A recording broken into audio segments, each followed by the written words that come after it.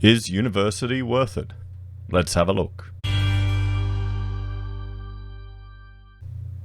Hello everyone, Florian Heiser here and welcome to another episode of Heiser Says. Grab your stein of coffee and let's have a bit of a talk. I thought today we'd discuss, well, just the question of if university is worth it. Now, often you will see me reference, well, the Observatory of Economic Complexity, to the point where some viewers are considering it a bit of a meme. Oh, Florian hasn't reserved this or hasn't referenced this graph. And in it I will often harp about the economic complexity of Australia and how it's quite low, how we're only 73rd out of 137 nations. And that has to do with just the complexity of our exports. Now you might think, oh, that's fine, that's not that important. But, well, the complexity of the exports is a good indicator of the complexity of your economy. And that's, well, ties into the complexity of your skills base that you need. Now, we have an education sector. Now, university education is a big part of our economy. Many people go and study. We're all encouraged to study. I mean, I have 2 degrees. You can see them on the wall behind me. My wife has 2 degrees. Now, there's another YouTuber I've been watching for some time, Daily Rants Australia. You should check him out. He covers similar topics to me. And he put a video out just essentially his frustrations. And one of them was that he'd studied several times and he'd studied in the science field. That was his last degree, and he just struggled to find work. And that got me thinking more and more about how, the solutions to all of the problems here in Australia that the government is pushing forward. The next one is to bring more people over, more migrants over, to encourage people to study here. I've been thinking about the number of people that I know who came over to study. There was a lovely couple that we knew from church. They came over and we'd actually hired the gentleman's wife to nanny for us for some time in the office when Rachel was just pregnant, when we still had the shop. And he'd come over from Indonesia. Over there he worked in the investment sector, and he's quite educated. So he came over here to get a high degree. And what did he end up working in? In just a low-skilled job. He ended up working in aged care. But we see also, we're a country of baristas. We're a country of housing, of homemaking, or home construction, not even homemaking anymore, because both people need to work. We've got a property obsession. On an international scale, our education is just falling down. Look at it, it's trending down. And we've just got this obsession with housing, we've got this obsession with natural resources, with mining, and we're getting left behind.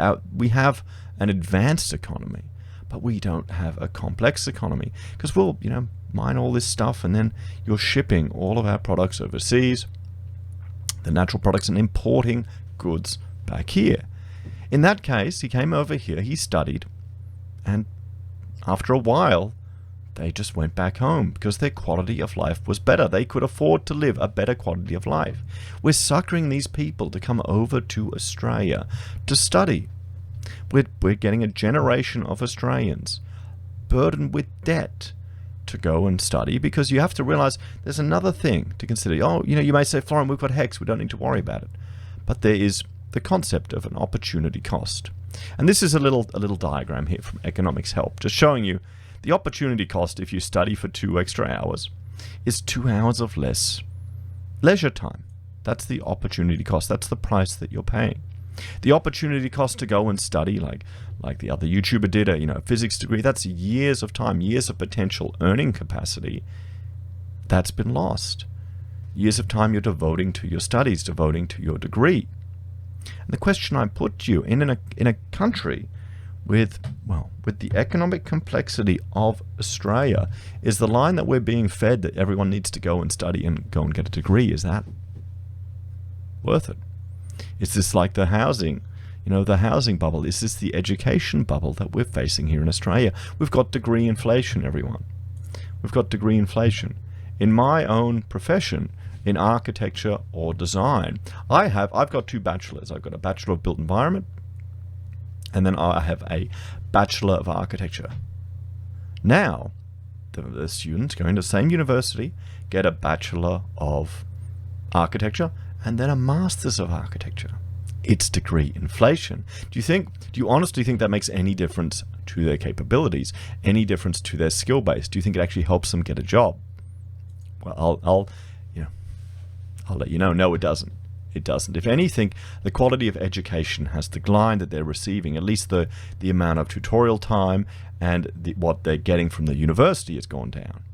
Even the extent of their thesis isn't at the same length that we had to write, although mine was quite terrible. So we're seeing this generation of people that are studying, and I've seen it I've definitely seen it in the sciences here in Australia. How many people do you know who've gotten a science degree and haven't been able to get a job in that field? Or the only job they get is tutoring or teaching at the university. Maybe they'll be lucky to get an RA job at a university. I had a friend who he'd studied biotech and he couldn't get a job in the field. Or he got an RA job and it was horrible. And another one of my mate's colleagues, he ended up doing QA at a food manufacturing facility. So, I mean, don't get me wrong, it's a job, it's a good job. But do you need to study for years to do that?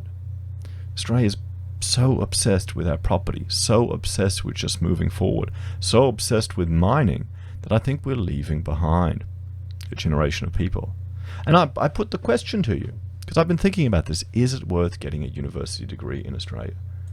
Is it worth getting it? One. That should be looping what's happening. No, I'm trying a new strategy for look, I'm getting B stock footage here. Is it worth it? Let me know your experiences in the comments, guys. Because honestly, I wouldn't encourage my children to go straight to university.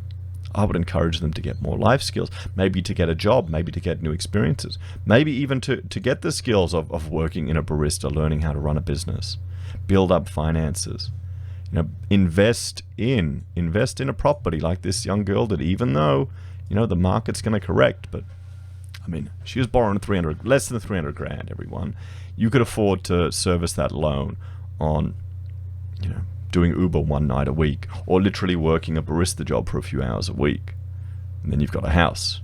It may not make money on it. You may lose it in the long run, but does that really matter if she's there? Or you may lose it in the short term, but does that really matter if she's got a home to live in for the long run? When you retire with your own home, you're probably in a better off position. So that's the question I put to you. Is Australia's obsession with construction, with housing, with mining, resulting in an economic complexity that's, less than other countries in the world, less than Brazil, less than Cambodia, less than Indonesia? Is that, resulting in a generation of people and migrants that are encouraged to come over here, being tricked and deceived? And then, is that going to lose us the future, population arms race, when we'll be competing with other countries as population growth declines to attract people to the country to keep it growing? We'll have to see, everyone. I mean, just look at our car industry. It's completely gone, non-existent anymore. It's too expensive. We don't have enough population. As always, guys, just a bit of a thought. Let me know your thoughts and opinions in the comments down below. Please like, share, and subscribe to the channel. Would you encourage your kids to go to university? Did you go to university and do you find it useful? I mean, I learned a lot in my degree, but I realize now there are other avenues to become an architect without 2 degrees. And I might have taken those paths. I probably would have, if I had have done it again, I might have just done a drafting course and then worked. And the advantage of QUT, when I went through, you could work and study at the same time. But I'd hate to have someone have gone through a 9-year degree and never, or not 9 years, 6 years of study and never work. That's a terrifying prospect. As always, guys, thank you for watching. Please like, share, and subscribe to the channel. If you're a fan and want to support the content I create, there are a few ways you can. You can join us on YouTube or Patreon. You can support us using our affiliate links at Amazon, eBay, Independent Reserve, or KuCoin. You can buy merch from Heiser Says, use Gold Pass from the Perth Mint, or support us via PayPal. Take care, everyone. Have a great day. I'll see you next time.